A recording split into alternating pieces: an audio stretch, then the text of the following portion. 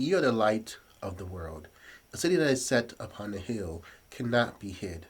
Neither do men light a candle and put it under a bushel, but on a candlestick, and it giveth light unto all that are in the house. Let your light so shine before men that they may see your good works, and glorify your Father which is in heaven. Matthew 5, verse 14 through 16. With natural grace, the Christian's light should shine in the world. It should be neither a blittering light or a blinding light, but rather a soft, steady glow, dependable, warm, and assuring. Darkness suggests depression, fear, and anxiety, but light suggests happiness, confidence, and hope. In this context, we can begin to understand what Jesus meant when he then said, "You are like the light for the world." This idea is especially needed in today's world. Dr. Clovis G. Chappell points out this need in very challenging words. He says, "We're not to be afraid to be openly Christian.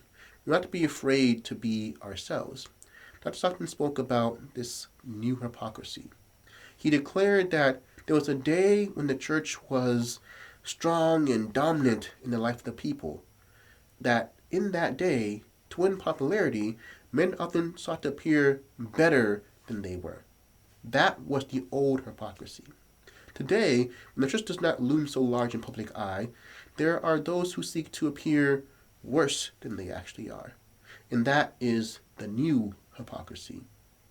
And this new hypocrisy is altogether too common. How many are afraid to appear as good as they actually are? They are ashamed of the ideals that are the very glory of their manhood and womanhood. This insight is especially applicable to young people.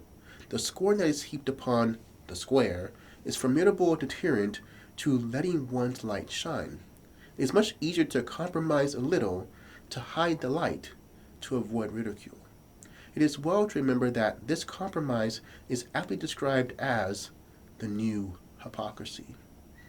Notice, Jesus does not say you have the light. He says you are the light.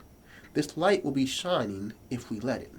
It is the Christ-like life of the Christian that interprets God to the world. That is how God shines his light in us.